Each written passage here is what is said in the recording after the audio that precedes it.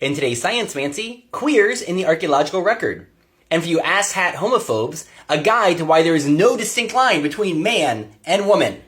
This article comes from Nature magazine, and it goes over several case reports of ancient individuals with different sex chromosomes. The first case comes from England about 2,500 years ago, so during the Iron Age, and this person only had one copy of their X chromosome.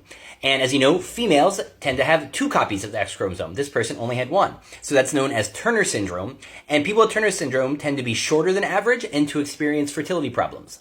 The second case is from someone 1,100 years ago during the early medieval period, and they had Jacob syndrome, which means they had an extra copy of their Y chromosome. So this person would have had XYY. So they probably would have presented as male, but people with Jacob syndrome tend to be taller. Lastly, they talked about three individuals that had Klinefelter syndrome, which is one of the classics when you talk about a blurry line between the genders. Because Klinefelter syndrome is someone who has two X chromosomes and one Y chromosome. And people with Klinefelter syndrome tend to grow taller and to have broader hips and larger breasts than average for someone who presents as a male. So oftentimes the classic difference between males and females is whether they have a Y chromosome. But someone with Klinefelter syndrome has two X chromosomes like a female, but one Y chromosome like a male. So how exactly are you going to fit them into your neat categories? You can't.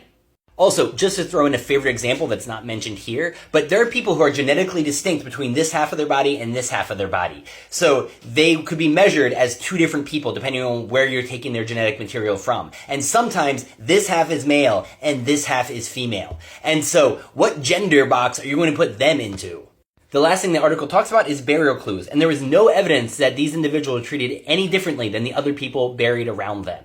And right now there is a bit of a renaissance going on of reanalyzing other burials, and people who are before thought to be great warriors and male turned out to be female, and vice versa. And there's more and more evidence that gender was as fluid in the ancient world as it is today. Though I'd be curious what Archaeodeath has to say about this stuff, because I always love his takes on archaeology and gender.